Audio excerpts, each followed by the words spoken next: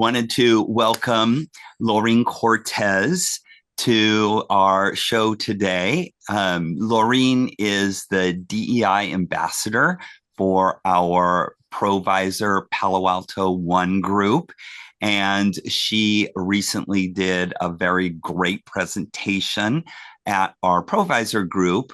And I just thought it would be so delightful to have her come and share that with our audience as well. So, Laureen, thank you so much for coming. And maybe I'll just hand it over to you if you'd like to introduce yourself a little bit and give your presentation. Sure. Thanks, Matt. I appreciate you inviting me here today to talk a little bit about diversity, equity, and inclusion.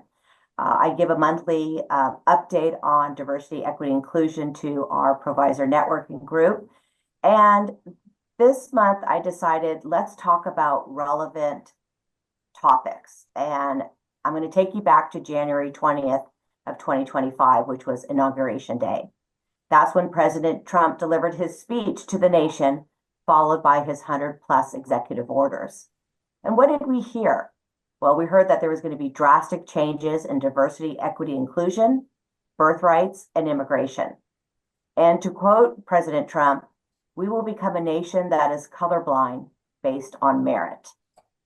So I just want everyone to pause and think a little bit about that statement and what it means to you.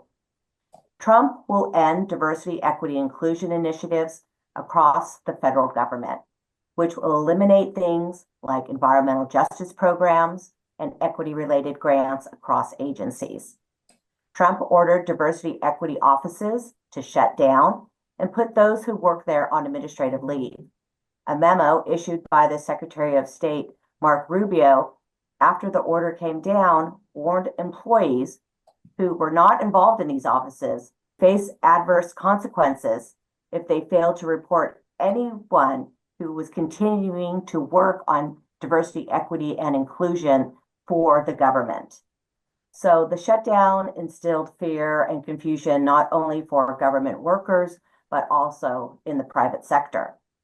In another executive order, the administration directed each federal agency to seek out up to 9 public companies, large nonprofits, or foundations with diversity, equity, and inclusion policies for compliance investigation, suggesting that they could face consequences.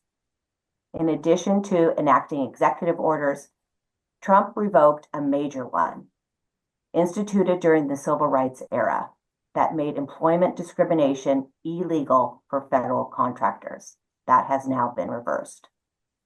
These actions, in the opinion of the administration, will create equal treatment and end diversity, equity, inclusion in the federal government.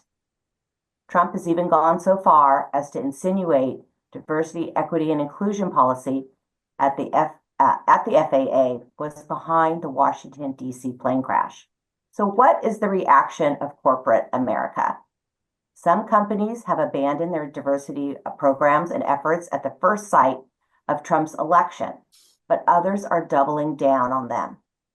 JP Morgan Chase CEO Jamie Dimon reaffirmed his commitment to DEI, and in reference to the threats from anti-diversity activists, simply said, "Bring it on." Other companies, they haven't budged either, including Costco.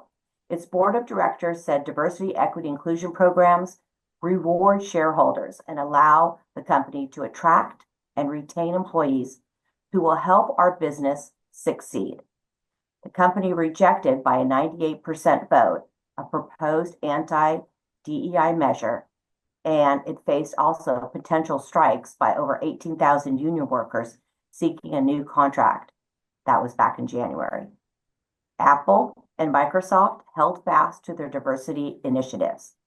Most recently, Delta Airlines announced their commitment to diversity, equity, inclusion, which continues to provide more options for talent and is critical to their business.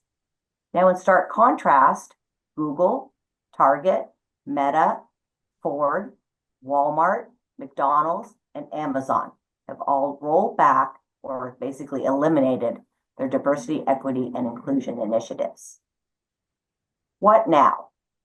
Well, Trump's move to abolish diversity and equity and inclusion will likely face legal hurdles. But in the meantime, it's causing corporate chaos.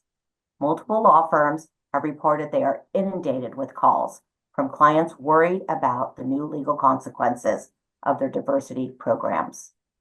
At the same time, some legal experts see Trump's actions as a test of whether the Supreme Court's 2023 decision to end affirmative action at universities can extend to private employers.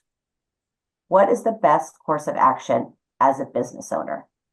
Do not react quickly to the news. It's currently a minefield. Take your time and think about what diversity, equity, inclusion initiatives mean for your business. For nonprofits looking for federal grants, you might want to reword your request for funding, but always stay true to your mission statement. And as consumers, our power is in the dollars that we spend. Think about who you are doing business with. Thank you. Wow, that was really great, Laureen. I have a lot of thoughts on that, but Twiana, I'd love to get your reaction.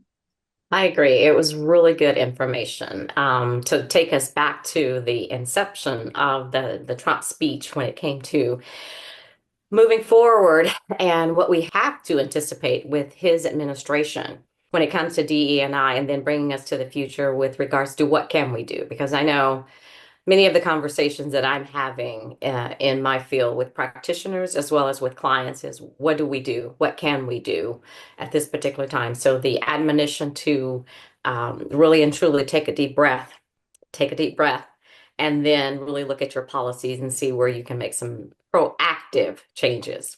So thank you for that. Yeah, and I loved your advice. You're a nonprofit, for instance, and your funding depends on federal grants. You're really in a bind right now to be true to your values and your mission, but then reword your statements and your proposals to maybe eliminate a lot of the key core fundamental values of your mission. So it seems to be, like you said, a minefield to navigate right now. Yeah, that's true, Matt. But there's nothing wrong with stepping back and reevaluating what's true to you, what's true to your business, and really, like I said, reshaping that to get the most that you can for your business and your nonprofit to continue to move forward and provide those services that are so important to the public.